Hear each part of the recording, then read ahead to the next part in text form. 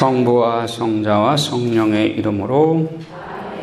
사랑의 주님, 오늘도 우리를 말씀잔치에 초대해 주시니 감사드립니다.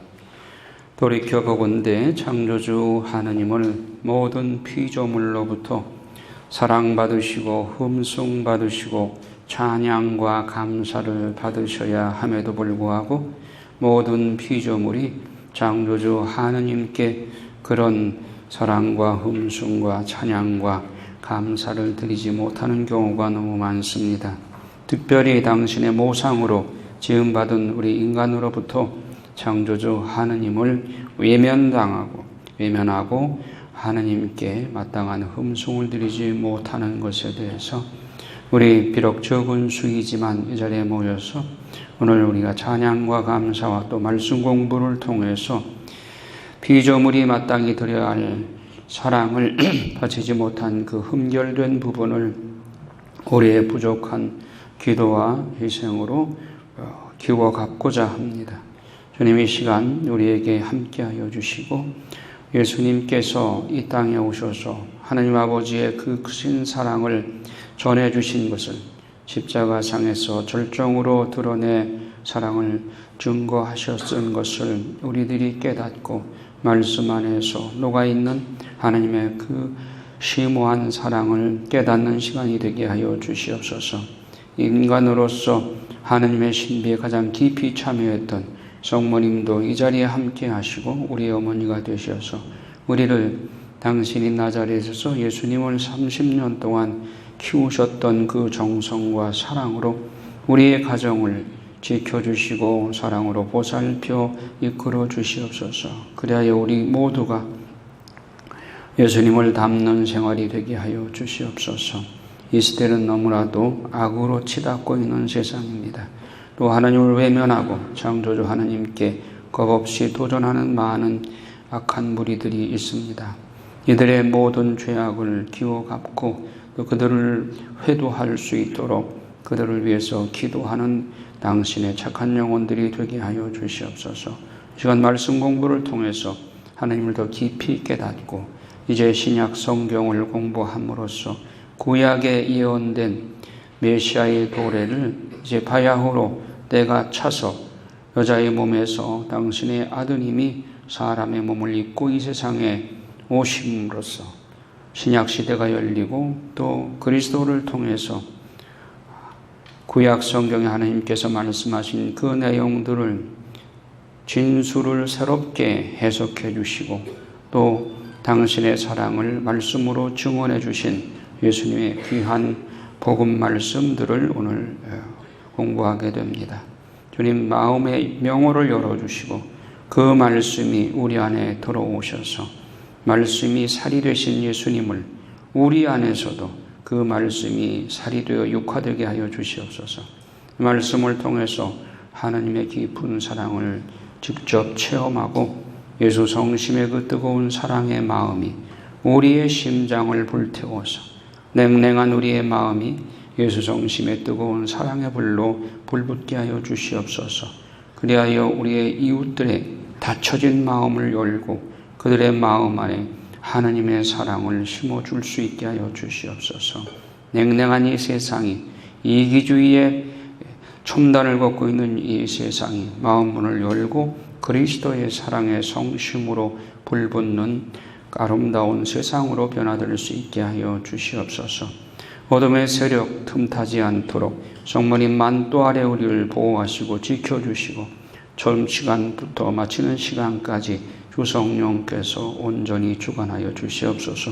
이 모든 기도를 성모 성심을 통해서 우리 주 예수 그리스도의 이름으로 비나이다. 아멘. 성부와 성자와 성령의 이름으로. 네, 우리가 구약 성경을 지난 시간까지 마감을 했고 신구약 중간사로 마감을 했습니다. 이제 바야흐로 신약 성경에 들어오게 되는데 신약은 크게 세 부분으로 나누어 볼 수가 있죠. 사복음서와 그리고 사도행전과 바오로 서간, 13개 바오로 서간, 그리고 공동 서간 혹은 가톨릭 서간 혹은 일반 서간, 서신 그렇게 세 토막으로 나눠 볼 수가 있습니다. 오늘은 이제 사복음서로 들어갈 텐데, 구약 성경과 신약 성경의 관계에 대해서 여러분들이 잘 이해를 해야 됩니다. 구약은 신약의 그림자요, 신약은 구약의 실체다. 구약은 신약을 준비하는 일종의 준비서이고, 신약은 구약의 예고한 내용들의 실체인 것입니다. 구약은 예수 그리스도가 오실 것이라고 하는 메시아에 대한 예고이고, 신약은 메시아가 오셔서 하신 말씀과 그분에 관한 말씀들, 사복음서는 그분이 직접 말씀하신 내용이고, 서간들은 그분에 관한 말씀들. 이렇게 보면 성경은 구약, 신약 공통적으로 포커스는 누구한테 맞춰져 있어요? 예수 그리스도에게 맞춰져 있어요. 그러니까 구약, 신약 모두 예수 그리스도에게 초점을 맞추고 있는 책이 성경인 것입니다. 구약 따로 신약 따로가 절대로 아닙니다. 구약과 신약은 연결해서 읽어야 됩니다. 구약 없이 신약이 있을 수 없고, 신약 없는 구약은 의미가 없어요. 구약을 모르고는 신약도 제대로 알 수가 없고, 신약을 모른다면 구약은 수박 껍데기. 이런 관계를 여러분들이 잘 이해해야 돼요. 지금 이 도표를 보게 되면 구약은 신약의 그림자다. 신약은 구약의 실체다. 구약과 신약이 전부 예수 그리스도에 초점을 맞추고 있다고 그러는데, 구약의 가장 대표적인 예수 그리스도를 초점으로 맞추고 있는 것이 성막입니다. 성막이 어디에 나와요? 탈출기 25장부터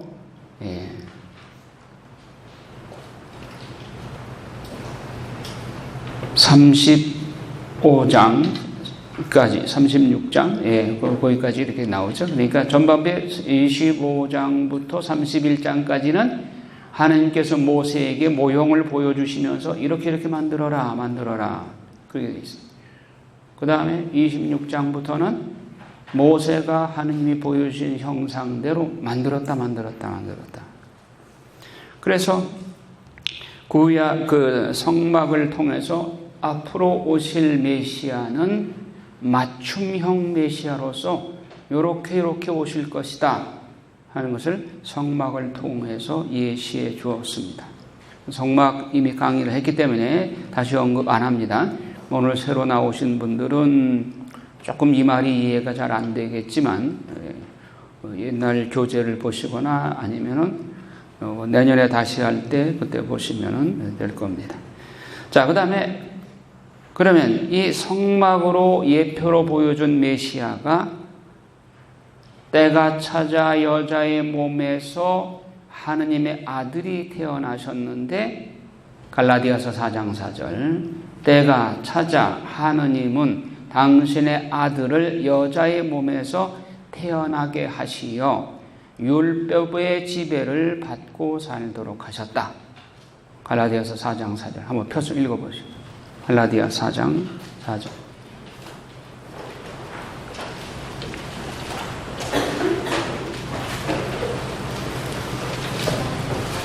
자, 읽어요. 때가 찾아. 예.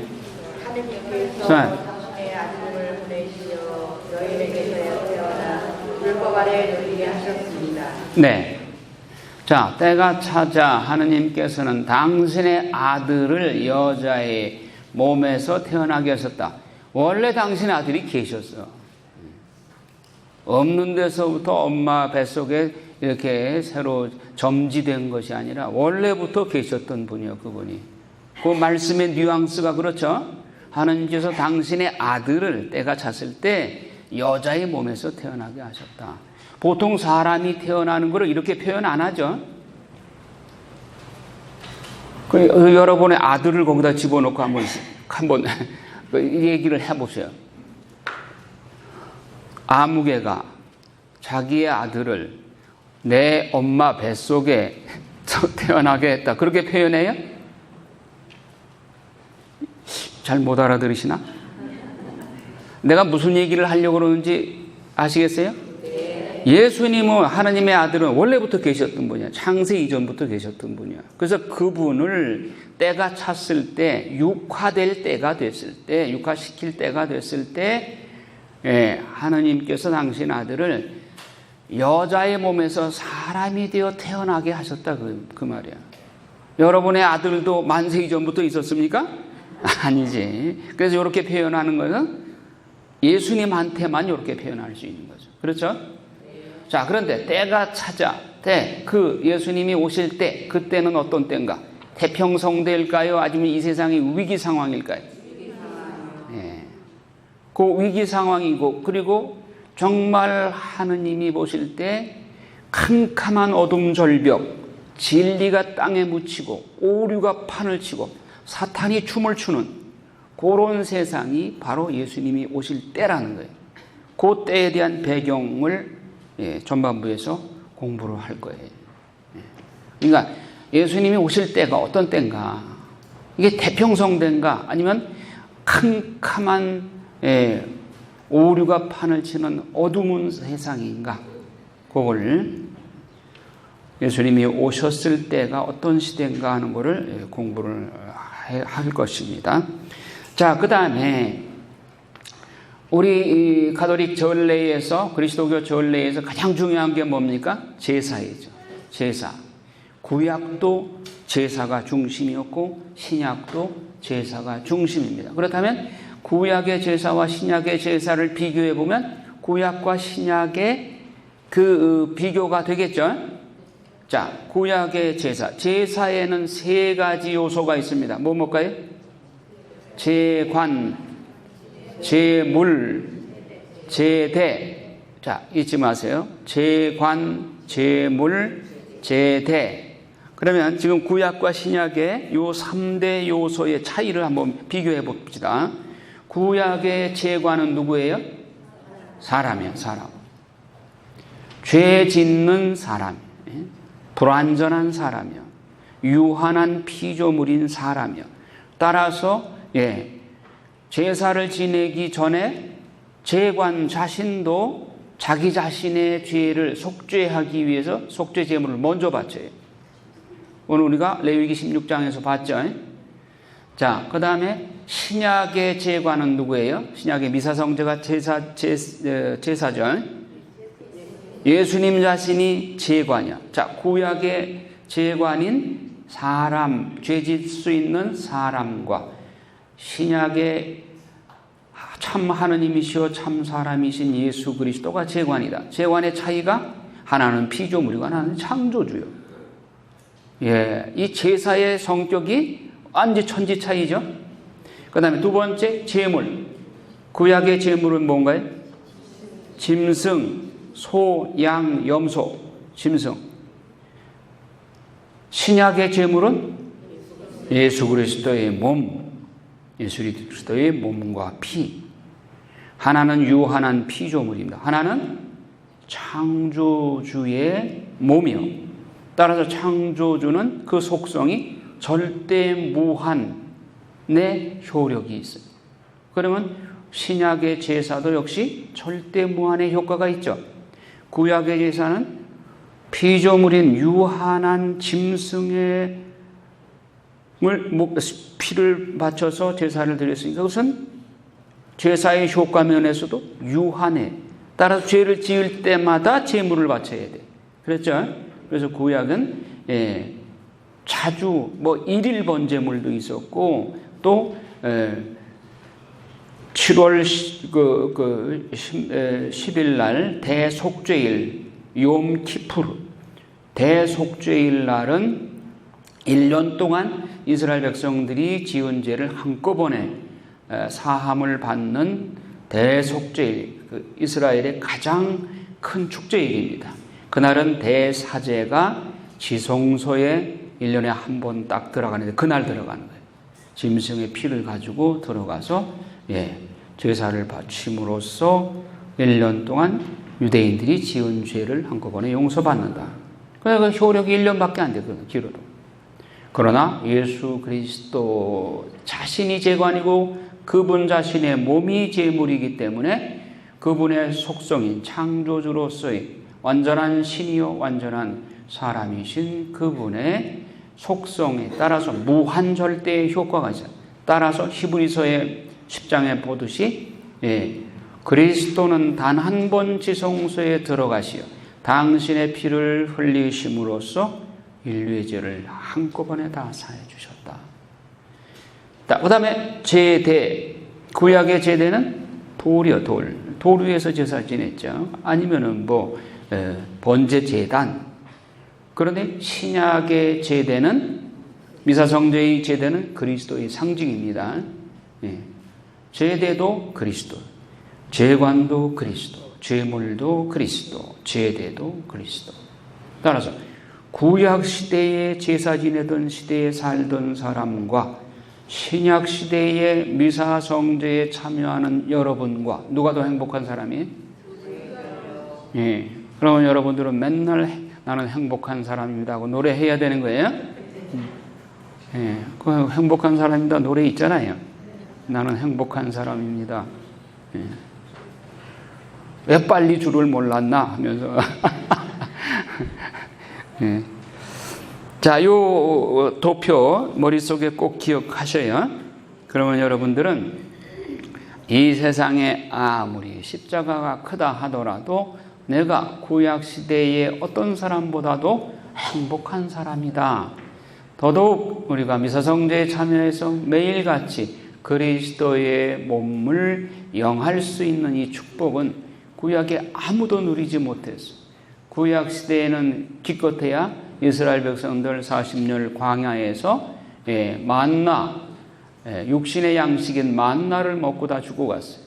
그러나 우리는 천상의 양식인 성체를 영함으로써 그리스도의 몸을 직접 영하는 축복을 누리게 되었다.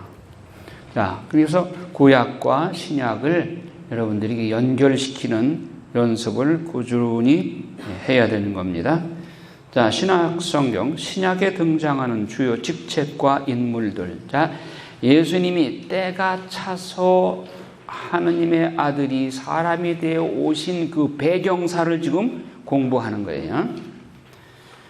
자, 하스몬 왕조와 헤롯 왕가의 연결고리. 헤롯 왕가는 지난 시간에 다 봤습니다. 줄서기에 능한 자, 줄타기에 아주 능숙한 사람이에요. 권력의 줄타기의 귀재로서 대헤롯의 아버지, 할아버지 때부터 안티파스, 안티파텔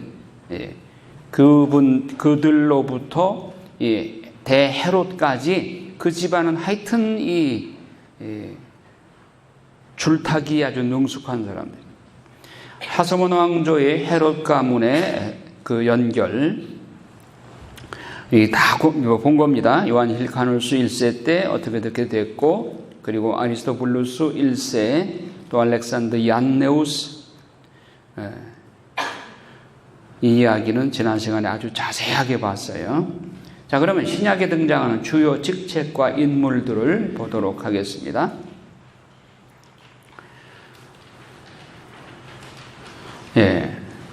헤로드 왕가의 그 이야기도 지난 시간에 다 얘기했습니다. 안티파터는 이제 헤롯 왕의 그 아버지.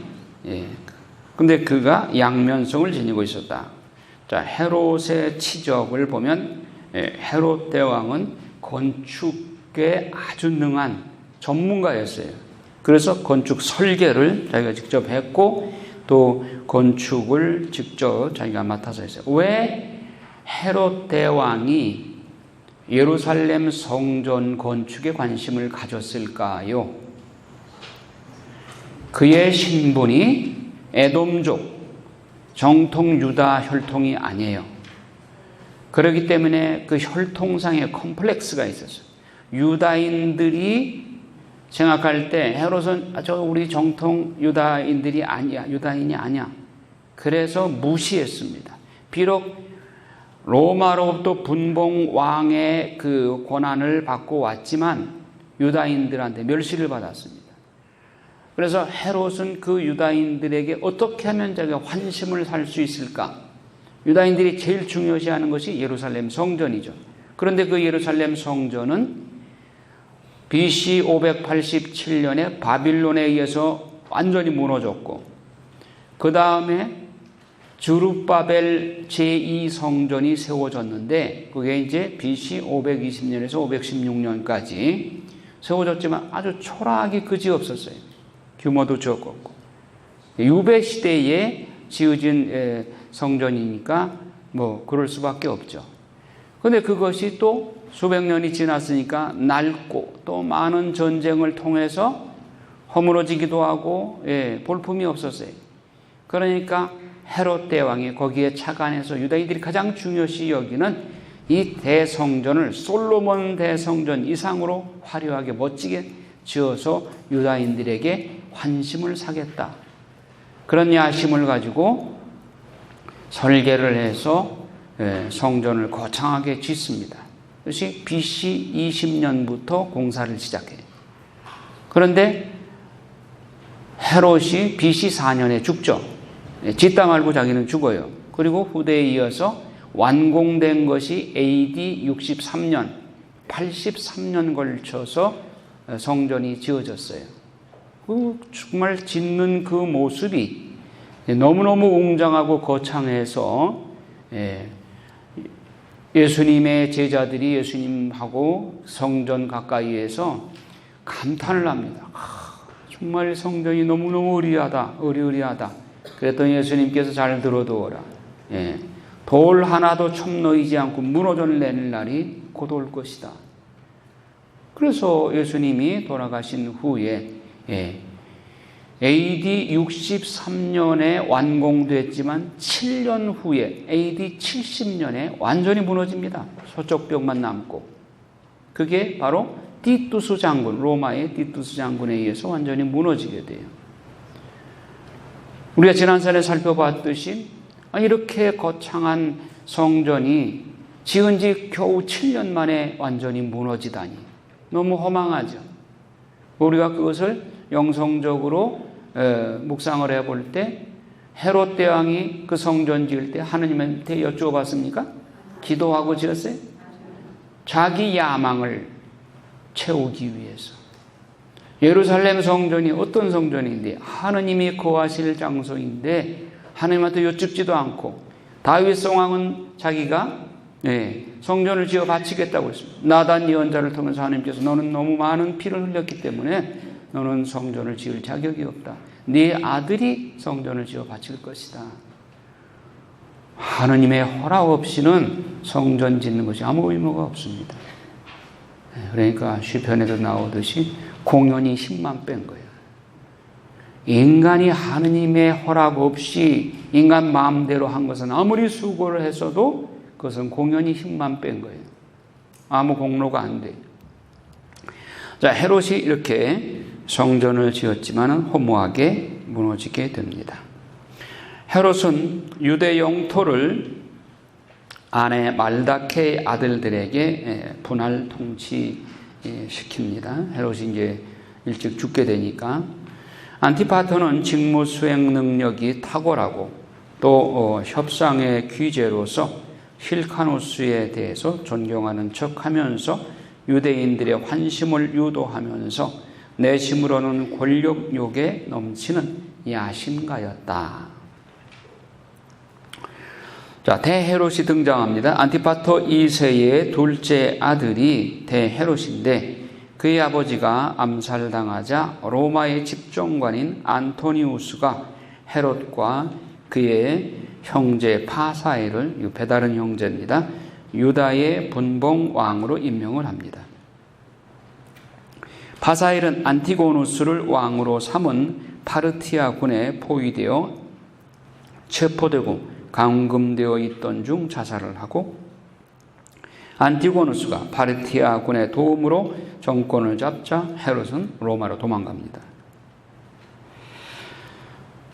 그런데 로마로부터 유대 분봉 왕으로 임명을 받고 BC 37년에 이스라엘로 돌아오게 되죠.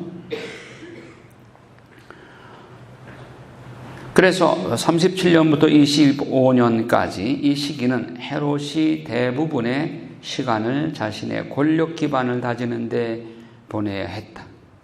헤롯 왕국은 여전히 그의 통치에 반대하는 세력들이 안팎에 수없이 도사리고 있었기 때문이다.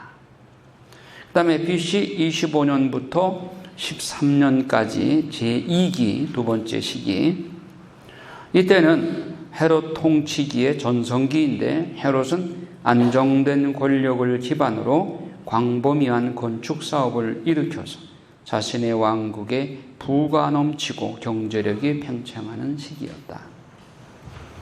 그 다음에 제3기 세 번째 BC 13년부터 AD 4년, BC 4년까지 이 시기는 말기예요.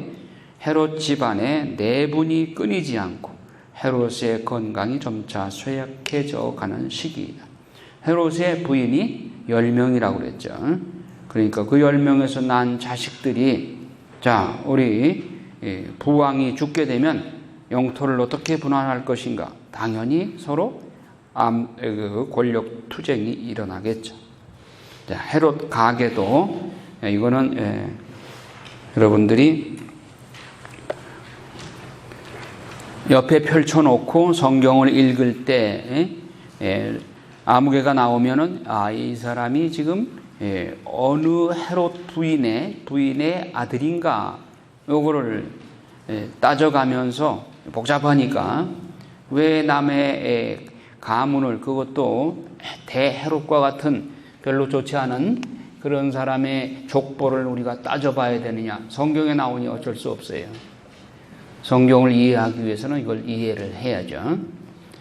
자, 여기서 우리가 살펴봐야 할 게, 성경에 나오는 인물들 살펴보면 헤롯 왕의 부인이 10명인데 그 중에 5명만 성경하고 관련이 돼요. 그래서 5명의 부인들, 또 그 자손들에 대한 족보를 이렇게 소개해 놓은 겁니다. 그래서 이게 도리스라고 하는 부인 밑에서 이게 헤롯 왕하고 5명의 부인들이 있죠. 도리스의 아들이 안티파터. 뭐 안티파터는 요 안티파터하고 이름은 같지만 여기는 아버지고, 헤롯의 아버지고, 여기는 아들이죠. 자, 마리암네 1세. 마리암네 1세는 하스모니안 왕조의 마지막 공주라고 그랬죠.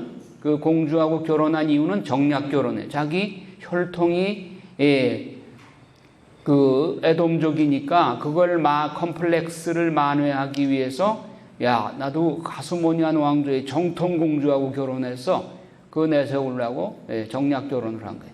여기서 나온 아들이 아리스토블루스, 버니게, 베르니게, 알렉산더, 이렇습니다. 그 다음에 마리암네 2세 사이에서 헤롯 필립 1세가 나옵니다. 그 다음에 말다케에서 아켈라오하고 헤롯 안티파스가 나옵니다. 자, 우리가 주목해야 될 것은 헤롯 안티파스 왕입니다. 헤롯 안티파스 왕하고 관련되는 사람이 누구예요? 세례자 요한. 세례자 요한을 죽인 장본인입니다. 요 헤롯 안티파스.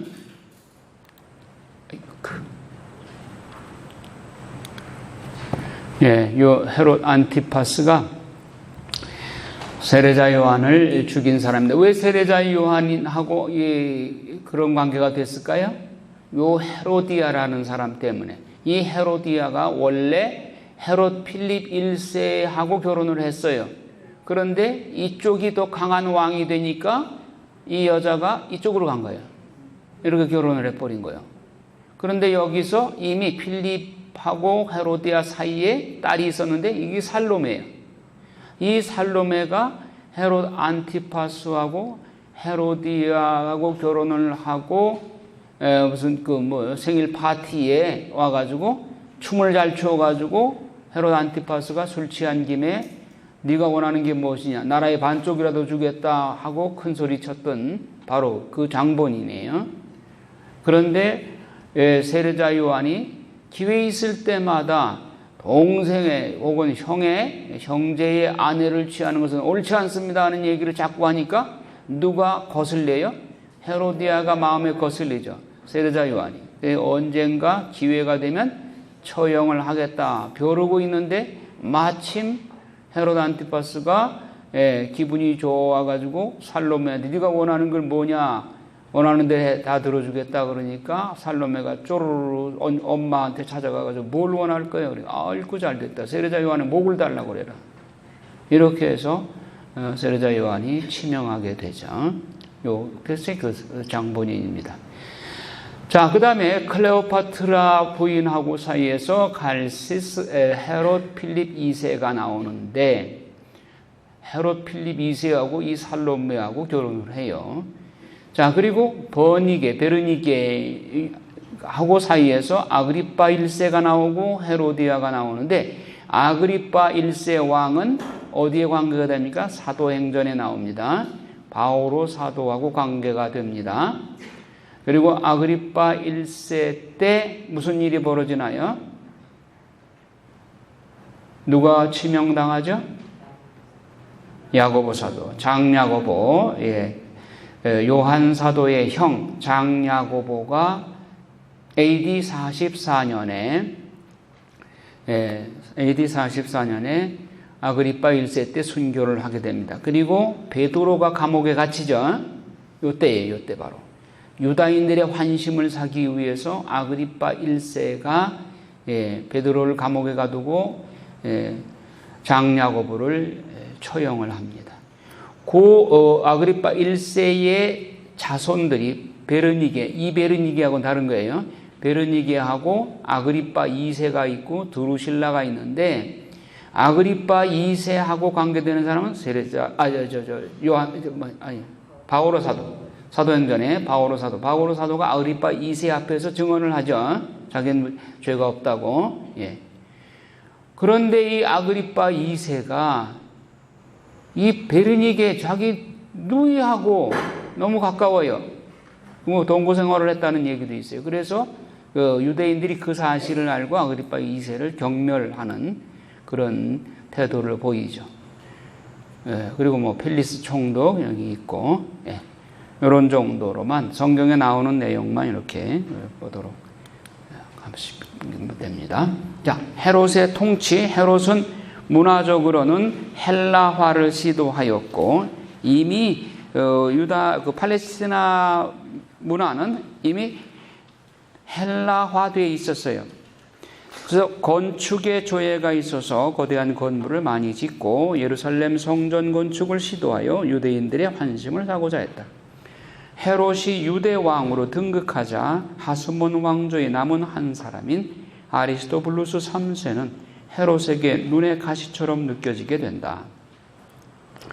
헤롯은 대제사장의 자리를 임명제로 바꾸고 바빌론에서 돌아온 하나네를 임명한다. 이게 벌써 아주 빗나가는 거예요, 지금. 대사제는 대사제의 혈통에 따라서 유전적으로 상속이 되어 내려와야 돼요. 엉뚱하게 아리스토블루스 3세가 하스몬 왕조이기 때문에 자기는 혈통이 에돔족이니까 그 컴플렉스 때문에 아리스토블루스 3세를 밀쳐내고 대사장 자리에 하나넬이라는 엉뚱한 사람을 갖다가 앉힌 거예요. 그러니까 이때부터는 이제 대제사장 자리가 정통성을 잃어버리게 되는 것이죠. 자, 이 시대의 로마 황제의 연대표. 여러분 1차 3두 정치, 2차 3두 정치 기억하시나요? 1차 3두 정치의 세 인물 누구예요? 폼페이우스, 유리우스 시저, 그 다음에 브루투스. 2차 3두 정치에는 옥타비아누스, 안토니우스, 레피두스. 이런 거 외워두셔야 치매 예방되죠. 중고등학교에서 다 배웠던 거죠. 다시 상기시키는 건 그 쉬운 거예요. 자, 그런데 그 3두 정치를 거쳐서 최초의 황제가 된 사람이 누구예요? 옥타비아누스. 옥타비아누스는 누굽니까? 시저의 양아들이에요. 율리우스 시저의 양아들. 그래서 아우구스투스라고 하는 황제 그 관을 쓰게 되었죠. 원로원의 그 추대를 받아서. 자, BC 27년부터 AD 14년까지. 그러면 예수님 시대가 여기 관계가 되죠. 이 연대를 보면서 예수님이 어디에 어느 황제 때인가 이걸 염두에 두시란 말이에요. 그래서 AD 14년 8월 19일 율리우스 케사르의 양자이다. 카이사르의 동생의 외손자를 양자로 받아들인 거죠. 시저가. 뭐 시저는 일찍 죽었고 로마의 초대 황제이다. 그런데 옥타비아누스도 아들이 없었어요. 지난번에 그 얘기했죠. 옥타비아누스가 어떤 유부녀를 좋아해가지고 그 황제가 이미 됐으니까 뭐 그때 뭐 권력 가지고 다 했죠. 그러니까 그 남자고 미안하지만 부인 좀 나한테 줘 해가지고 억지로 뺏어다가 살았는데 그 안에서 자식이 없어. 그리고 옥타비아누스의 전실 딸이 하나 있었는데 그 전실 딸을 이미 시집을 갔어요. 근데 시집간 딸을 다시 불러들여가지고 아들이 아직 없으니까 그 딸하고 이 티베리우스가 아까 참 복잡한 관계라서 설명하기가 그렇네. 남의 아내를 뺏어왔다고 그랬죠.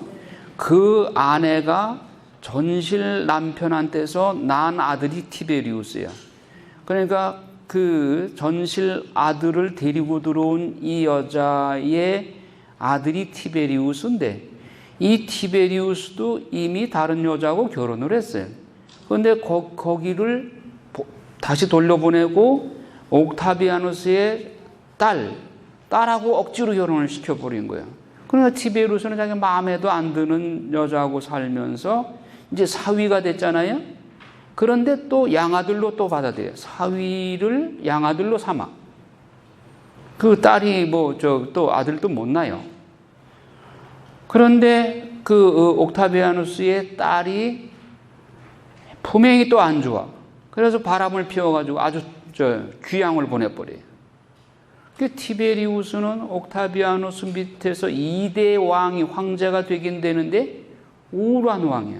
자기 생활이 엉망진창이잖아요. 자기가 사랑하는 여자하고 살지도 못하고. 그래서 2대 황제인 티베리우스 때는 정치도 아주 살벌했어요. 왕이 황제가 우울증에 걸려 있으니까. 그런데 티베리아 호수가 무슨 호수예요? 갈릴레아 호수, 티베리아 호수, 겟네사렛 호수 세 가지 이름이 있죠. 티베리아 호수라고 하는 것이 바로 이 티베리오를 이 황제의 이름을 따서 헤로데 안티파스가 아부하느라고 그렇게 이름을 붙여준 거예요. 자, 아우구스투스의 양자로서 부인은 리비아의 친아들이다. 3대 왕은 칼리굴라, 가이우스, 그 다음에 4대 황제는 클라우디우스. 클라우디우스는 어디 나오나요? 사도행전에 나오죠. 사도행전에서 유다인들을 로마에서 다 추방시키죠. 그래서 쫓겨서 고린토에 간 사람들이 누구예요? 브리스킬라와 아퀴라 부부. 작년에 사도행전 공부는 다 지워버리셨구나. 사도행전에 나옵니다. 바오로 사도가 고린도에 갔더니 거기에 브리스킬라와 아퀴라 부부가 있더라. 당신들은 어떻게 여기까지 왔소? 그랬더니 그 클라우디우스 황제가 유다인들을 로마에서 추방하는 바람에 사실은 로마에서 복음을 전하다가 쫓겨왔습니다. 그래서 직업이 뭡니까? 천막 깁는 일이. 아이고 나하고 직업이 같네요 하면서 바오로 사도하고 브리스킬라와 아퀴라 부부가 거기서 아주 친해지게 되죠. 그럼 바오로 사도는 입만 열면 예수 그리스도니까. 그래서 예수님 얘기하다 보니까 이 브리스킬라와 아킬라도 굉장히 리더십도 있고 성경도 많이 알아. 그래서 그러면 옳지. 당신들이 내가 세워놓은 개척한 에페소 교회에 가서 내 대신 좀 사목을 하시오. 그래서 2차 전도의 여행 끝에 브리스킬라 아킬라를 에페소에 떨고 놓고 바오로 사도는 다시 예루살렘 가서 선교 보고를 하죠. 그게 사도행전에 나옵니다. 그래서 클라우디우스가 유다인들을 로마에서 쫓아냈던 사람이다. 그 다음에 네로 황제, 이거 뭐 너무너무 잘 알죠. 네로도 클라우디우스의 아들이 아니야. 양자야. 이 시대의 황제들은 자식을 잘 못 낳는 것 같아.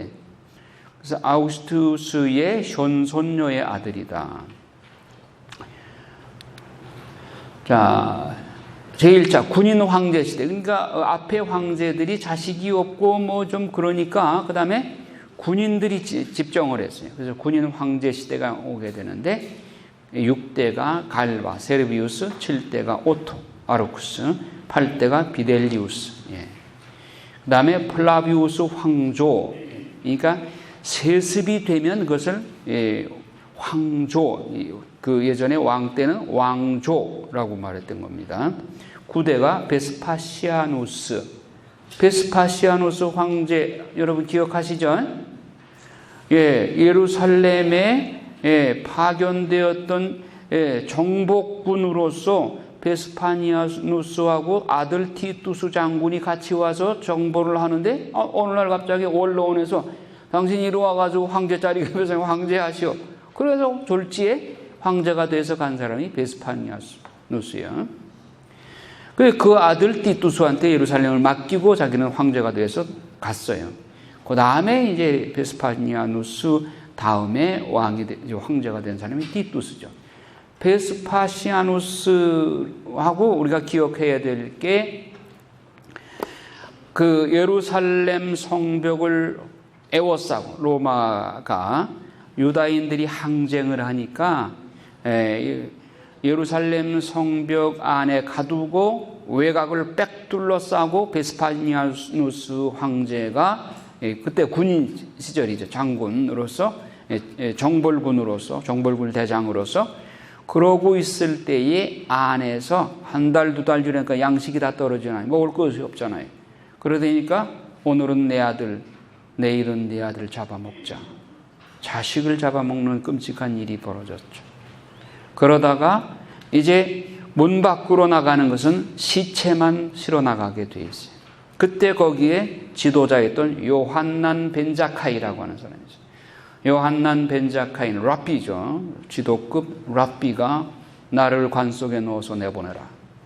관 속에 넣어서 시체가 나간다 그러니까 로마 병사들이 내줬어요. 나가자마자 관뚜껑을 딱 열고 나와가지고 너희 대장하고 나하고 담판하자.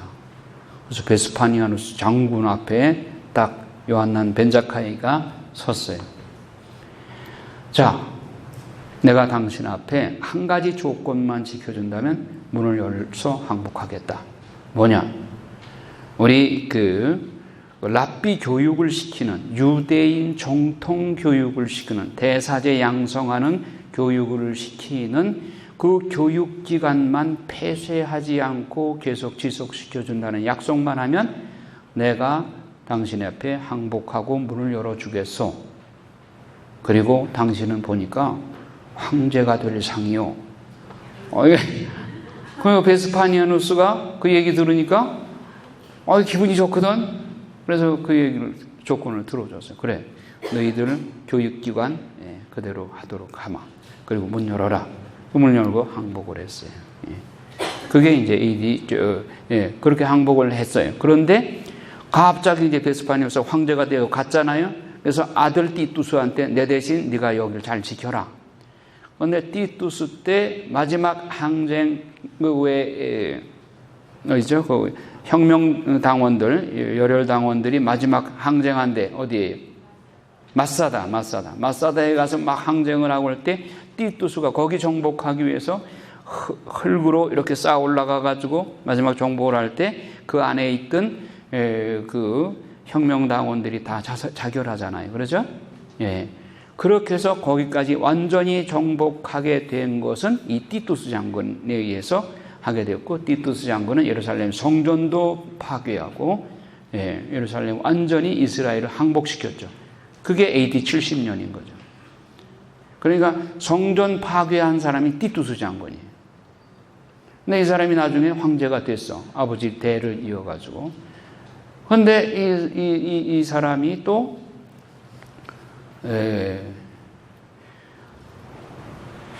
그 이스라엘의 베르니게를 좋아했다는 것 같아요. 아까 그 연문이 했던.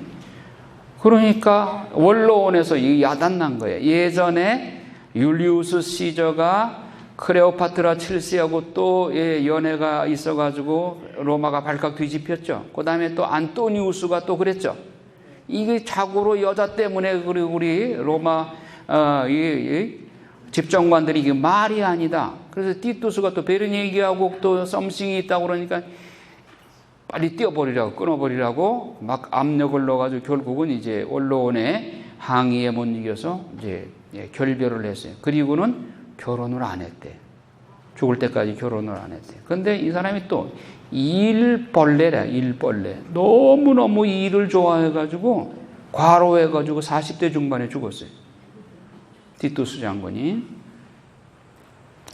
그 다음에 11대가 도미티아누스. 여러분, 도미티아누스는 어디 성경하고 관계가 돼요?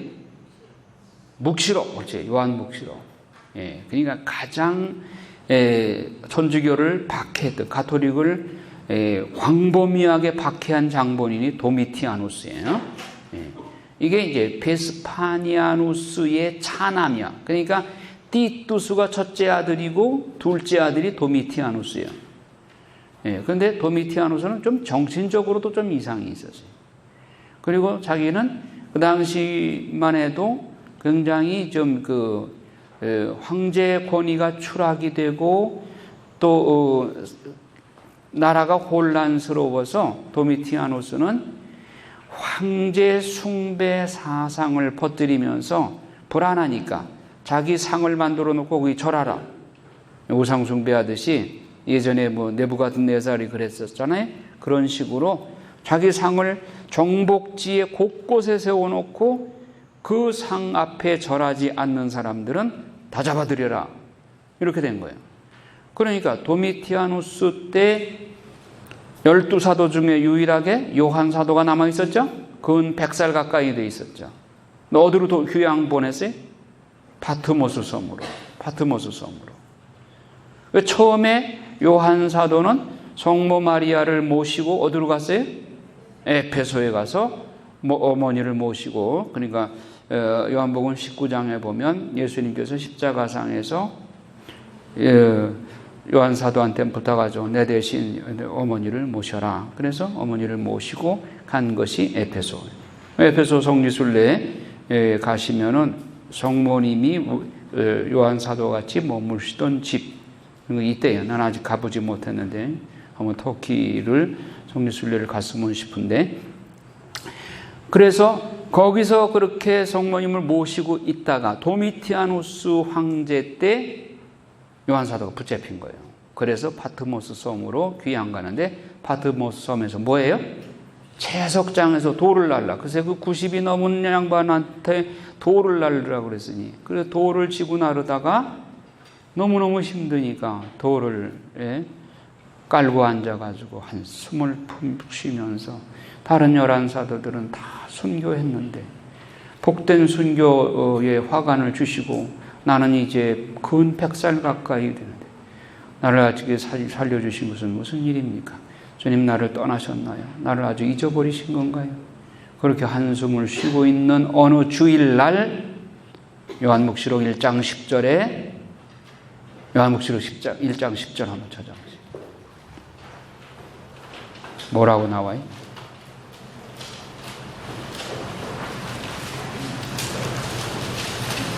읽어요.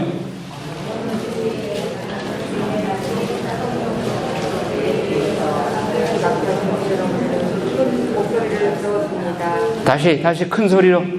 어느 주일에 나는 성령께 사로잡혀 내 뒤에서 나팔 소리처럼 울리는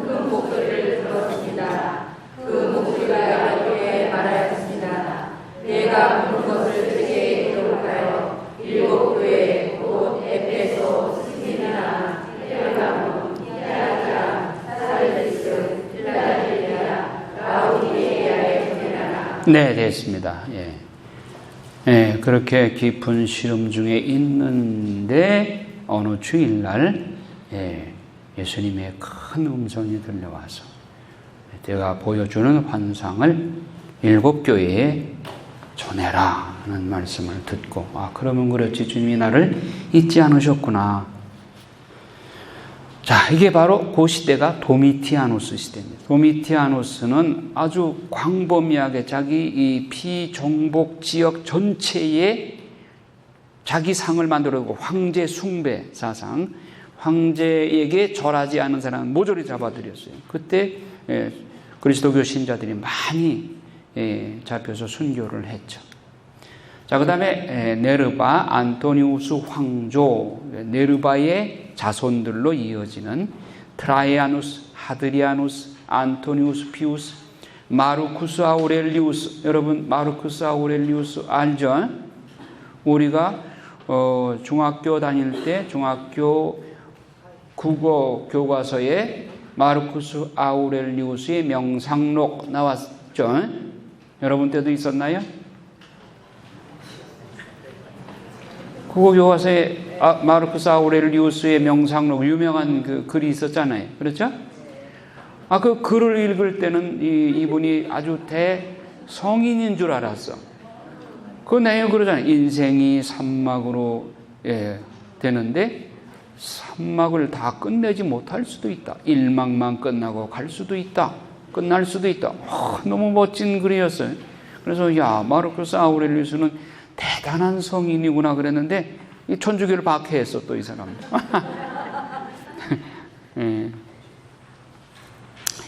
예.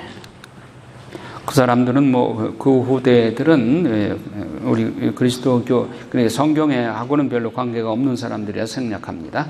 자, 대헤롯의 영토분화. 대헤롯이 이제 갑자기 죽게 되니까 아들 셋에게 땅을 분배합니다. 자, 안티파스에게 갈릴레아와 베레아 지역을 맡기고, 아까 헤롯의 안티파스 있죠? 갈릴레아와 베레아 지역. 그러니까 예수님께서 갈릴레아 지역에서 많이 전교를 했죠. 그러니까 그 지역에 많이 예수님이 가셨죠. 그리고 안티파스와 관계가 되죠. 그러니까 헤롯의 안티파스가 세례자 요한을 죽이고, 그 다음에 예수님의 소문을 듣고, 내가 세례자 요한을 죽였는데 죽은 세례자 요한이 다시 살아났나? 하고 예수님을 만나기를 원했어요. 궁금해했어요.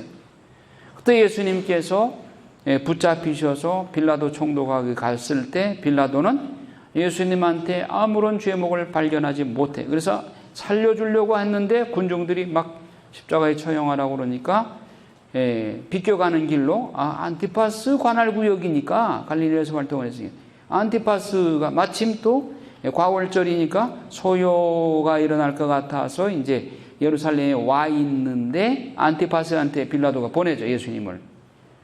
그런데 안티파스가 그 여우에게 가서 말하여라 하는 말씀을 바로 요 안티파스한테 한 거예요. 그러니까 여우 같은 인간이기 때문에 예수님께서 안티파스 앞에서 단 한마디도 얘기 안 해요. 안티파스가 조롱하고 막 웃기는 광대 같은 그런 우스꽝스러운 옷을 예수님한테 입히고 온갖 조롱과 농담을 할 때 예수님은 한마디도 대답을 안 합니다. 그러니까 안티파스는 더욱 모욕감을 느끼겠죠. 그래서 그냥 다시 보내요, 빌라도한테. 자, 가장 잔인한 아켈라오를 가장 신임하여, 이제 헤로데 대왕이 신임하여 그에게는 유대 땅, 예루살렘과 사마리아와 에돔 지역, 중심 지역을 아켈라오한테 맡깁니다. 그러니까 헤로데가 악한 사람처럼 그 아들도 악한 사람이 자기 마음에 들었는가 봐. 악하려고 작정한 사람이 아켈라오죠. 그래서 그런데 너무 악하게 하니까 백성들이 항소를 로마 원로원에 보내서 아켈라오는 중간에 추방당하죠. 그래서 갈리아 지방으로 추방을 당합니다. 아켈라오가 AD 6년까지 통치하는데 학정에 시달린 유다인들이 로마로 탄원서를 보내니 로마에서 그를 제거하고 유다 지역은 빌라도 총독을 파견하여 통치한다. 이 빌라도 총독 이전에 총독을 5명을 파견하는데 빌라도 총독이 5번째, 5대 총독이에요. 그 전에 4명 총독은 이름을 기억할 필요가 없어요. 성경에 안 나오니까. 그러니까 빌라도 총독이 아켈라오가 쫓겨난 그 자리에 로마로부터 총독으로 임명을 받았기 때문에 빌라도의 마음에는 군중들의 마음을 거스리면 자기도 쫓겨날 가능성이 있다.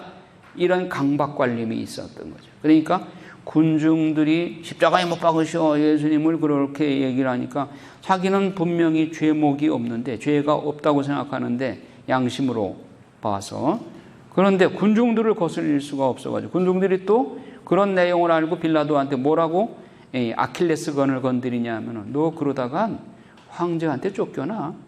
왜? 예수가 유다인의 왕이라고 그랬잖아. 그러니까 왕은 황제 하나뿐인데 자기가 왕이라고 그래서 이거는 황제에게 거역하는 거예요. 그러면 네가 그걸 묵인하면 너도 그 자리에서 쫓겨나. 이렇게 되니까 빌라도가 바짝 긴장한 거죠. 그래서 네 마음대로 해라고 내준 거죠. 사형 선고를 하고. 자, 루카복음 13장 32절에 그 여우에게 말하여라. 바로 이것이 안티파스를 말하는 겁니다. 헤롯 안티파스. 자, 아켈라오 마테오복음 2장 22절에 나오는데 아켈라오가 그 붙인 헤롯을 이어 유대의 임금이 되었다는 소식을 듣고 거기로 가기를 무서워하였다. 누가? 요셉이 그 이집트에 피난 갔다가 헤롯 대왕이 죽었다는 소식을 듣고 이제는 돌아가야 되겠다. 어디로 가려고 그러냐? 원래 베들레헴으로 다시 돌아가려고 했는데 그쪽 지역이 아켈라오 관할 구역이야. 아이고 그 아켈라오 작정한 그 사람한테 가기보다는 저쪽 나자렛 쪽으로 가자. 그래서 나자렛으로 간 거예요. 유대와 예루살렘과 사마리아와 에돔 지역을 분할을 받았으나 학정으로 인해서 폭동이 일어나자 로마가 개입하여 아켈라오를 로마로 소환하여 프랑스로 추방한다. 유대 예루살렘만은 분봉왕이 다스리지 않고 로마가 직영하고 총독을 파견하였다는 거예요. 첫 번째 총독이 코포니우스, 마르쿠스, 암비블루스, 아니우스, 루푸스, 발레리우스, 그라투스, 본티우스, 필라투스. 본티우 필라도. 요것만 알면 돼요. 앞에 긴 이름들 다 기억 안 해도 돼요. 자, 그 다음에 그 총독이 이제 본티오 빌라도 다음에 펠릭스 총독, 페스투스 총독, 이 사람들은 바오로 사도 때 사도행전에 나옵니다. 자, 헤롯 대 필리포는 헤롯 대왕과 클레오파트라 사이에서 태어난 이두메어와 드라고닛 지방의 분봉왕으로 북쪽 지방입니다. 다스리던 사람입니다. 그는 자기 형 아리스토블루스의 딸 헤로디아와 결혼했던 사람이다. 그는 AD 34년에 후사가 없어 죽었고 그의 영지는 시리아에 병합되었다가 후에는 아그리빠의 관할에 들어가게 되었다. 갈릴리 북쪽 이방인들이 사는 곳을 다스렸고 데카폴리스 지역 카이사리아 필리포 도시를 세웠다. 카이사리아 필리포에서 무슨 일이 있었죠? 마테오복음에 보면 예수님이 제자들과 함께 카이사리아 필리포 저 북쪽이죠. 성지순례 갔던 분들 기억나시죠?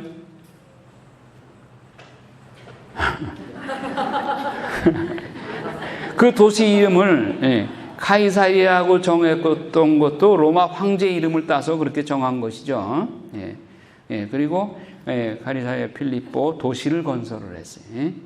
황제 이름을 따서 도시를 건설을 하고 그 도시 이름을 카이사리아라는 이름을 붙였다.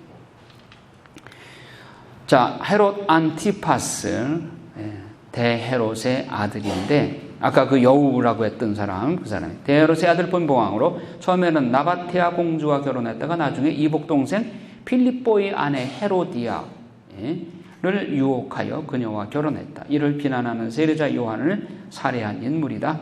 교활한 여우 같은 사람이라고 성경에 표현하듯이 자신에게 왕위를 준 티베리아스 황제에게 경의를 표하는 뜻으로 티베리아스 도시를 건설하고 갈릴리아 최대의 도시로 발전시켰다.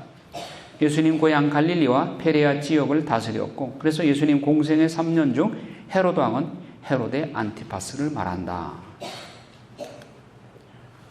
그 다음에 헤롯의 아그리빠 1세 이 사람이 무슨 사람 누구하고 관계가 있다고요? 베드로하고 대야고보를 감옥에 가두고 대야고보를 AD 44년에 죽이고 베드로를 감옥에 가뒀던 사람, 그 얘기입니다. 아그리파 2세, 아까 다 얘기했어요. 사도 바오로 관계가 되고, 사도 바오로가 이 아그리파 2세 앞에서 간증을 하죠. 당신이 무죄함을 설명을 하죠. 그리고 나는 황제에게 제소하겠다. 나는 로마 시민권자다. 대사제의 타락상. 자, 그리스 헬라 시대의 대사제들 시몬, 오니아스 3세. 오니아스 3세만 해도 아주 성인 대사제였어요. 아주 양심적이고. 근데 그 동생인 야손이 돈 주고 매관매직하죠. 돈 주고 사죠. 그때 그 황제에게 돈을 주고, 근데 메넬라우스라는 사람이 웃돈을 얹어주고 야손에게 갔던 대사제직을 또 사요. 그러니까 이게 뭐 이렇게 계속되는 대사제는 이미 성총이 없는 거죠. 성령께서 떠나신 거지. 그 다음에 알키무스, 대사제 계보 있고, 그 마카베오 시대의 대사제 요나탄한테 대사제직을 주면서 알렉산더 발라스가 협정을 하죠. 그래서 요나탄으로 인해서 하스모니안 왕조로 대사제직이 이어지게 되죠. 시몬, 요한 힐카누스 1세, 아리스토블루스 1세, 알렉산더 얀네우스, 그 다음에 힐카누스 2세, 아리스토블루스 2세, 안티고누스, 이렇게 이어집니다. 헤롯 대왕의 통치기, 이거는 별로 안 외워도 돼요. 초기 로마 총독들, 여러분 여기서 주목해야 될 게 여기 가야파와 안나스. 가야파가 안나스의 사위입니다. 그러니까 안나스는 가야파의 장인이에요. 이 집안이 대사제직을 독점해요. 몇십 년 동안. 그래서 그 다음에 다섯 번째가 가야파와 이제 안나스의 사위로서, 그 다음에 여섯 번째가 안나스의 아들 요나탄이 이어받고, 일곱 번째가 안나스의 아들 테오빌로가. 그러니까 안나스가 AD 6년부터 15년까지 하고, 그 밑에 전부 아들 하다가 여기 다섯 번째 가서는 사위한테 줘요. 사위한테. 그리고 안나스의 아들 요나탄이 이어받고, 그러니까 안나스 집안이 완전히 대사제직을 독점하는 거예요. 독점. 이때 얼마나 대사제직이 타락했는가. 예루살렘 성전에서 재물을 몇십 배로 프리미엄을 붙여서 팔던 그 장사꾼들, 이 안나스에다 수하 시종들이었어요. 그들이 장사해가지고 남는 돈들을 안나스 호주머니에 다 들어간 거예요. 그럼 안나스는 뭐 하냐? 그 돈 중에서 일부를 빌라도 총독한테 자꾸 상납을 하는. 상납을 하니까 연장 대사제직을 계속 연임시킨 거예요. 몇십 년을.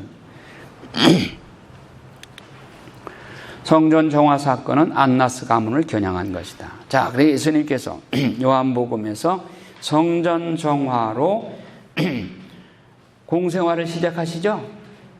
자, 이 성전이 지금 이렇게 썩어 문드러져 가고 있으니까 예수님께서 성전 정화부터 시작을 하시는 거예요. 둘러엎기 시작. 거기서부터 공생활이 시작되는 거예요. 자, 이런 상황, 예수님이 공생활을 시작하실 때가 이렇게 사회가 부패됐다 하는 것을 단적으로 증명하는 것이죠. 당시 안나스 가문의 성직매매와 총체적인 부패를 겨냥한 혁명, 보에투스의 아들 시몬이 대사제에 취임할 때부터 로마에 대한 봉기로 성전이 파괴될 때까지 대사제직은 4개의 유력한 가문에서 돌아가면서 독식했고, 이들은 대사제직만이 아니라 성전을 중심으로 한 신정공동체 성격이 강한 1세기 이스라엘 사회에서 성전 감독과 문지기 등 주요 요직을 독차지했다. 탈무드에는 당시 평민들이 이 4개의 가문을 풍자한 저주의 노래를 만들어서 불렀어요. 이 4 가문 중 안나스 가문은 가히 독보적인 영향력을 행사하였고, 안나스 자신은 물론이고 그의 4명의 아들, 1명의 사위, 1명의 손자가 돌아가면서 대사제직을 독식했다. 성결과 거룩의 상징이어야 할 대사제직이 부정부패의 상징으로 둔갑한 영적으로 가장 어두운 시기에 예수님이 탄생하시어 성전 정화하신 것이다. 때가 찾아, 이 때가 바로 이런 때란 말이에요. 어둠이 짙게 깔린 이런 때. 성전 정화의 의미는 예수님이 단독으로 날아가는 새도 떨어뜨릴 만큼 이렇게 막강한 안나스 가문에 대한 도전이었다. 예수님은 얼마나 용감하시야. 그 안나스 가문, 누구도 건드리지 못했던 안나스 가문에 예수님이 성전 정환으로서 발칵 뒤집어 놓은 거예요. 그래서 그때부터 바짝 긴장한 거죠. 그러니까 안나스 가문 그리고 그 사제직을 담당했던 사람들이 지난번에 그 신분 계급에서 어느 계급에 속할까요? 바리사이 혹은 사두가이 혹은 에센느파 어디에 속할까요? 사두가이. 대사제직은 사두가이하고 관계가 됩니다. 이 시대에 예수님 당시에 대사제직은 사두가이파가 독점하고 있었어요. 독점. 그러면 이 대사제직을 맡은 사두가이파가 스스로 자멸하게 된 것은 언제일까요? 대사제는 성전이 있어야만 활동을 할 수 있죠. 성전이 무너지면 일자리를 잃어버리는 거야. 그렇죠? 성전이 언제 무너졌어요? AD 70년 이후에는 사두가이가 흔적도 없이 사라지게 돼요. 일자리가 없어져 버립니다. 그때부터 바리사이가 드러나는 거예요. 바리사이는 뭐예요? 실생활에, 신자들의 실생활에 이것의 율법에 맞습니까? 어긋납니까? 그걸 물으러 간 게 항상 바리사이들한테 물으러 갔어요. 살다 보면 자, 전깃불을 켜는 것이 일에 해당됩니까? 안식일날 전깃불은 켜도 됩니까? 안 됩니까? 그 김치에 새우젓이 들어가는데 그 김치는 먹어도 좋습니까? 하면은 먹어서는 안 되는 부정한 음식입니까? 예. 불고기를 했는데 거기에 식초를 쳤는데 그 식초 친 거는 그거는 먹어도 되는 겁니까? 이런 것이 실생활에서 많이 그런 질문이 나올 수 있죠. 그 질문을 누구한테 들고 오네? 바리사이파한테. 바리사이들은 그거는 율법 몇 조에 해당되는 것이니까 안 된다. 금지된 음식이다. 그거는 괜찮다. 또 안식일 날 몇 미터까지 걸어가는 것은 가능합니까? 또 이런 것도. 그러니까 바리사이들은 일반 서민들하고 밀접한 관계가 있었어요. 자주 접촉을 했어요. 그런데 사두가이는 이미 이렇게 성전에서 이런 백성들을 괴롭히고 돈만 알고 그러니까 백성들로부터 이미 대사제들, 사제들, 거기에 봉사하는 사제들 이런 사람들은 백성들로부터 완전히 등돌림 받았어요. 따돌림 당했어요. 그러다가 이제 성전이 무너지니까 아주 그 자취가 사라지게 됐죠. 자, 로마 제국과 교회 역사. 옥타비아누스가 황제로 등극했고 BC 29년에 개선 장군으로 로마에 입성하여 시저의 조카이며 양아들로서 야심을 서서히 펼쳐가며 자기 사람을 만들어 갔다. 그는 시저가 이루지 못한 꿈을 이루었다. 그 시저는 성격이 급했어요. 아주 탁월한 비상한 능력을 가지고 있었지만 성격이 급해서 그 주변에 사람이 없었어요. 그럼 옥타비아는 사람이 온순하고 양순하고 책상 앞에 앉아서 그렇게 무슨 야심이 없는 사람 좀 보이는데 속에는 야심은 있어. 그런데 온순해요. 그러니까 원로원에서 환영을 받고 옥타비아누스를 황제로 추대하게 된 겁니다. AD 14년까지 집권을 하는데 아우구스투스 황제로 등극한다. 황제 숭배 의식이 서서히 싹트게 된다. 황제 숭배 의식이 달력에도 투영되는데 제누어리, 야누스, 두 얼굴을 야누스라고 그러죠. 야누스 신을 내 이름을 딴 1월달 이름이 제누어리, 회브로리, 정결. 또 마르치, 마르스라고 하는 전쟁신의 이름을 땄죠. 에이프릴, 아프로디테 신, 사도행전에 나오죠. 에페소의 아프로디테 신. 메이, 마이우스, 헤르메스의 어머니신. 준, 유노신. 줄라이, 율리우스 시저의 이름을 따서 아우구스투스, 어거스트. 그래서 7월과 8월에 시저와 이 아우구스투스를 기념하기 위해서 두 달이 들어가는 바람에 그 다음에 9, 10, 11, 12월이 뒤로 밀리게 되죠. 그러니까 9월이 september인데 september 하는 것은 7이라는 숫자예요. 옥타보 이것은 8이라는 숫자인데 옥토버가 10월 달로 되죠. 노베 하면 9이라는 숫자인데 11월이 됐고, 데츤버, 데치우스 하면 10이라는 숫자인데 두 칸이 밀려서 12월이 된 거죠. 자, 예수와 로마 황제의 대칭적인 선택, 로마 황제의 숭배로 황제를 신격화하기 시작을 하는데, 그래서 박스 로마나 200년 동안 로마 황제가 집권을 하던 그 시대를 박스 로마나 그래요. 로마의 평화. 이 평화는 진정한 평화가 아니라 로마가 하도 강대하니까 주변 국가들이 집적거리지를 못하는 거예요. 그렇게 해서 평화가 이루어졌다. 이것은 진정한 평화는 아니죠. 그러면 주님이 주시는 평화는 무언가? 루카복음 2장 8절에서 14절에 하늘 높은 곳에서는 하나님께 영광, 땅에서는 그가 사랑하시는 이들에게 평화. 이 평화는 무엇인가? 박스 로마하고 같은 것인가? 아니죠. 그리스도의 평화는 천상적인 평화요, 세상이 줄 수 없고 방해할 수 없는 참 평화이다. 예수님이 주는 평화는 한 사람이 모든 사람을 대신해서 죽는 것, 자기 자신이 죽음으로써 남을 살리는 평화다. 자, 신구약 중간사 결론 다 했습니다. 지난번에. 그 다음에 하승원 왕조 시대 다 했어요. 총독, 로마 본국에서 파견한 인물. 자, 신약으로 넘어갑니다. 바야흐로 신약 성경. 자, 신약은 3등분해서 볼 수 있다고 그랬어요. 이제 그 물고기로 보면 머리, 토막, 몸통 부분, 꼬리 부분. 자, 머리 부분은 사복음서, 중간 몸통 부분은 사도행전과 13개 바오로 서간. 바오로 서간은 신약의 신학, 신약을 대표하는 신학이에요. 그 다음에 꼬리 부분 9개 공동서간, 가톨릭 서간. 자, 사도행전과 13개 바오로 서간, 13개 바오로 서간을 한번 외워보실까?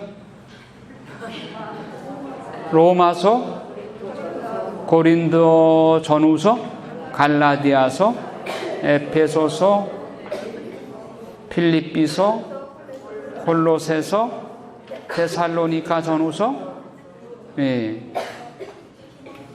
디모테오 전후서, 티도서, 필레몬서. 그 순서는 나중에 다시 알려드리겠습니다만은.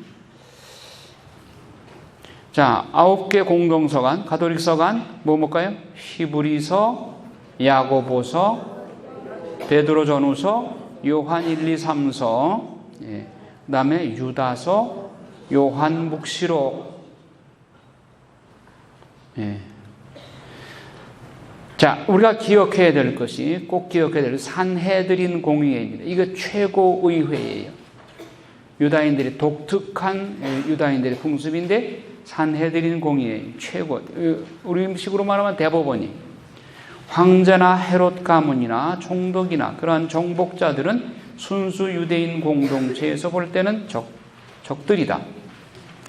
그런데 일본이 한국을 지배하거나 히틀러가 다른 나라를 지배하거나 그런 거와는 달리 유다인들의 이 종교의식이 하도 독특하고 강하기 때문에 그 이스라엘을 정복한 정복 국가들은 산헤드린 공의회를 인정을 해줬어요.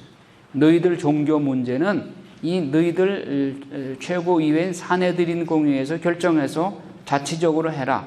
단 종교 문제만, 정치 문제는 말고.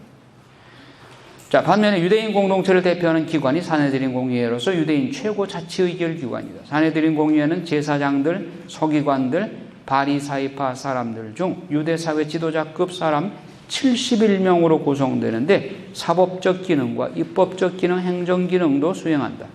어느 정도 자치권이 허용되었다. 따라서 예수 그리스도를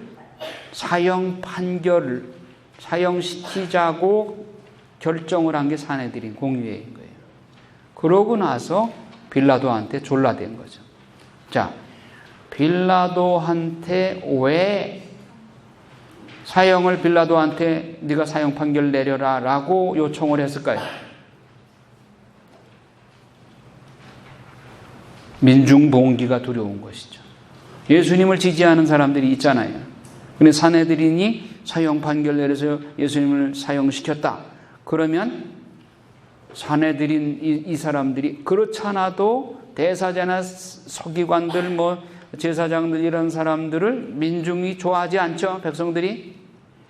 그런데다가 예수님까지 처형을 했다 그러면 뒷감당이 두려운 거예요.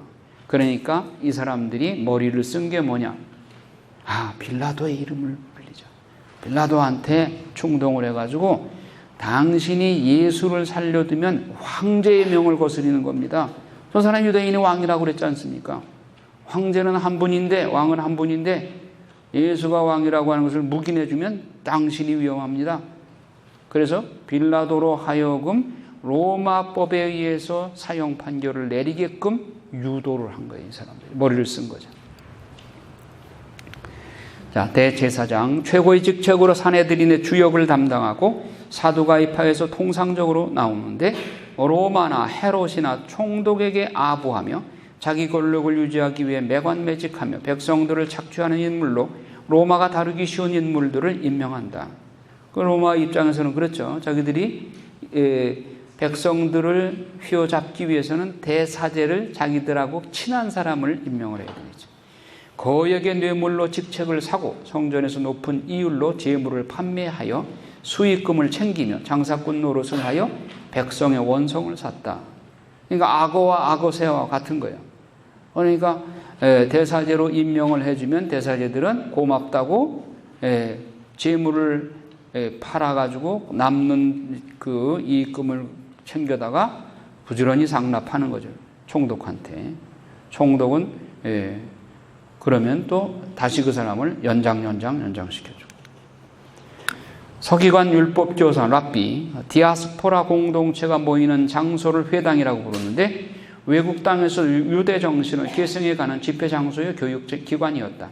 에즈라 귀환 이후에 율법을 쉽게 해석해주는 서기관, 율법교사, 지혜교사, 랍비들이 생겨나는데 서기관들은 공적인 자료들을 기록하고 필사하는 사람들이었고 서기관들은 법률가로서의 직무를 수행하기도 했고 그중 일부는 산헤드린 회원이기도 했다. 사두가이파 제사장 계급입니다. 권력을 손안에 쥐고 있었어요. 유대교 안에서 제사장적 귀족 집단을 형성했고 예루살렘에 거주하는 지주들이고 차독에서 유래된 것이다. 옛날 다윗 시대, 솔로몬 시대의 차독은 다윗과 솔로몬 시대의 예루살렘 성전의 제사장직의 원조이다. 바리사이와 경쟁 관계에 있었으며 천사와 영의 존재, 부활, 내세 등을 믿지 않았다. 그래서 사두가이들이 예수님 앞에 와가지고 이상한 질문하죠. 7 형제가 있었는데 첫째가 자식 없이 죽고 그리고 둘째가 그 형사 취수 받아들이고 둘째도 자식 없이 셋째도 넷째도 다섯째도 그렇게 했다면 이 사람이 죽으면은 과연 누가 그 부인이 되느냐 이상한 질문을 하죠. 왜 그런 질문을 했을까요?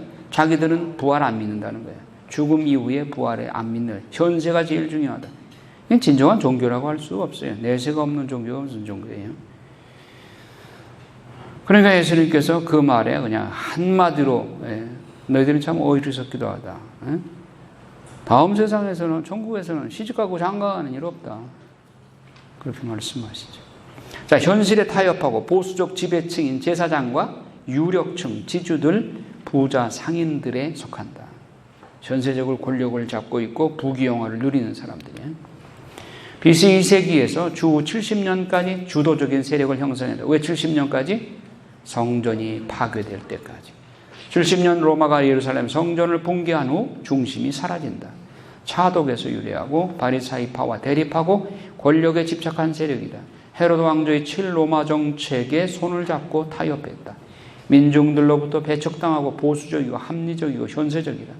성문화된 모세 율법만을 인정했고 제사장들에 관한 규정만, 부활이나 영 천사를 믿지 않고 죽음 이후의 세계를 믿지 않았어. 내세도 부인하고 현세만 남는다. 바리사이는 파리새인, 페루심, 분리주의자라는 뜻에서 나왔다고 하기도 하고, 파루지아, 내세, 페르시아의 내세 사상에서 나왔다고 하기도 합니다. 분리되다, 구별되다 라는 뜻이에요. 마카베오 가문의 거룩한 전쟁에 참여한 거룩한 전사들로서 구별된 자들에서 유래되었다고 한다. 스스로 거룩하다고 생각했고 부정한 것을 엄격히 구별했어요. 정결예식과 먹는 법, 안식일법 등을 엄격히 지켰어요. 이들은 실제로 백성들의 인정을 받는 계층이었어요. 제사장은 엉터리라는 것을 백성들이 알았고 바리사이들은 민중이라는 세력을 등에 업고 있었어요. 그러나 이들은 정치적이기보다 종교적인 면에서 인정을 받는 그룹이었어요. 구약의 하느님 나라 운동이 이들을 통해서 명맥을 유지하였다. 오늘날 정통 유대교라는 이름으로 이어지는 유대교의 핵심 세력이다. 오늘날도 유대인들 거기 가보면 유대 그 정통 의상, 고전적인 의상 입고 다니는 사람들, 빵떡 모자 같은 걸 쓰고 다니는 사람들, 그런 사람들이 다 바리사이. 성경 속에 없으나 지금 민중들의 변화에 가는 생활 현장에서 율법을 적용 해석해 주는 무리들이다. 예컨대 랍비가 유대인들의 음식 앞에서 정결한지 부정한지를 판정해 준다. 이들은 민중들과 밀착된 사람들이다. 일상사에서 율법에 맞는지를 해석할 권한을 갖고 있었기 때문이다.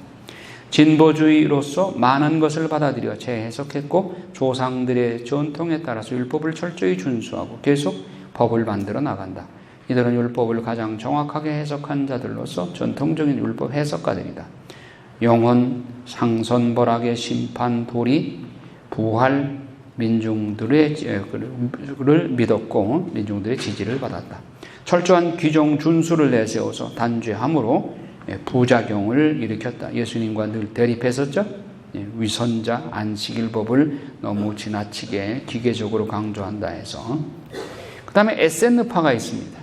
꿈난 공동체로 불리는 SN파로서 경건한 유대 공동체로 광야에 은둔하는 수도자적인 삶을 살며 광야에서 공동생활을 하였고 극기하며 금욕적인 생활을 하였다. 이들이 거주했던 동굴 속에서 많은 문서들이 나왔는데 사해사본이 바로 그예요. 20세기의 최대의 발견이 사해사본이죠. 사해사본은 구약 성경의 정확성을 증명하는 중요한 자료이다. 왜 SN파가 생겨나느냐? 대사제가 바로 그렇게 타락했고 부패했기 때문에 저런 대사제 밑에 무슨 제사가 효과가 있겠나? 그러니까 우리는 옛날 전통 그대로 지키기 위해서 따로 꿈난 공동체 속에 들어가서 우리끼리 옛날 모세오경에 나오는 말씀 그대로 살자. 그렇게 해서 들어가게 된 거예요. AD 600년에서 800년 마소라 학파가 성경을 편집하였는데 권위 있는 사본을 1947년 꿈난 공동체에서 발견하게 됐다. 20세기 최대의 발견에 사해사본 BC 2세기까지 이사야서가 완전한 이사야서 완질이 여기서 발견됐어요. 아주 중요한 발견이죠. 마소라 학파. 그들은 사회지역 광야에서 구별되고 격리된 삶을 살았고 오직 하느님과만 사는 삶으로서 예수님께 비난받지 않는 유일한 계층이었어요. 그래서 예수님이 이 SN파를 비판한 적 없죠. 사두가이파, 바리사이파, 열혈당원 이런 사람들은 다 비판을 하셨지만 이들은 비판을 한 적이 없어요. 그러나 메시아가 정작 왔으면 이분들이 그렇게 꿈에도 기다리고 고대했던 메시아가 오셨는데 메시아를 마중했어야 될 거 아니겠어요? 예, 조금 그게 아쉽죠. 새로운 세상과 메시아 대망의 새 시대를 기다리는 삶을 살았어요. 얼마나 고행을 심하게 했는지 30대 이전에 다 죽었어요. 너무너무 고행을 많이 했어요. 에제키엘 47장에 보면 사해는 미래 회복의 이상이라고 지적하고 있고, 동쪽에서 물이 흘러나와서 사해까지 회복하리라는 말씀을 믿고 사해 광야로 나아갔어요. 지도자, 의의 교사로서 제사장 가문 출신으로 하스몬 왕조의 갈등을 일으켰다. 제사장 가문은 광야에서 메시아 도래를 예언하였다. 세례자 요한은 꿈난 공동체의 대표 자격으로 그는 커지셔야 하고 나는 점점 작아져야 한다. 세례자 요한도 어쩌면 에센느파의 한 사람이었을지도 모른다.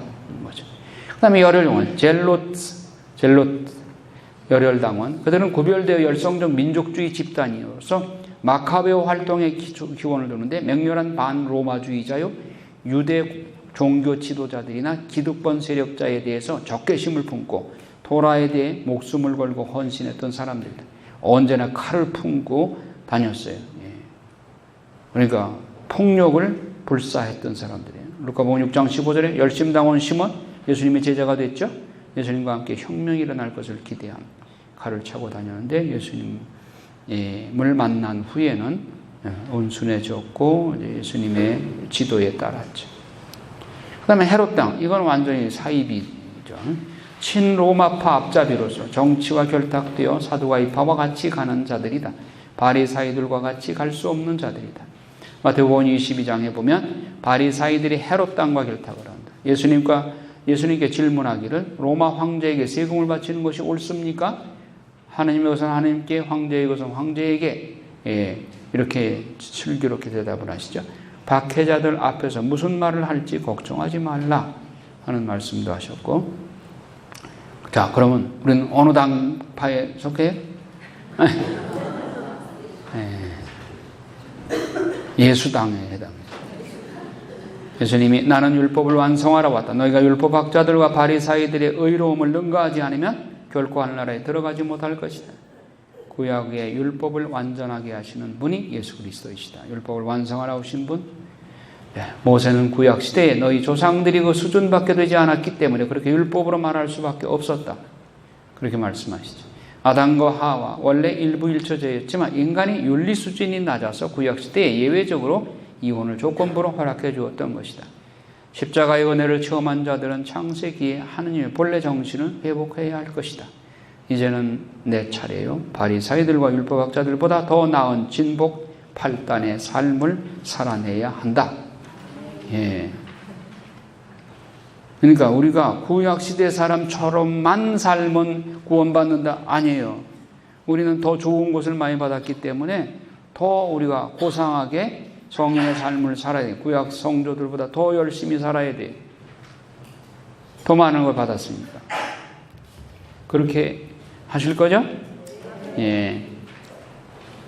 자, 그러면 여기까지만 하고 오후에 계속하도록 하겠습니다.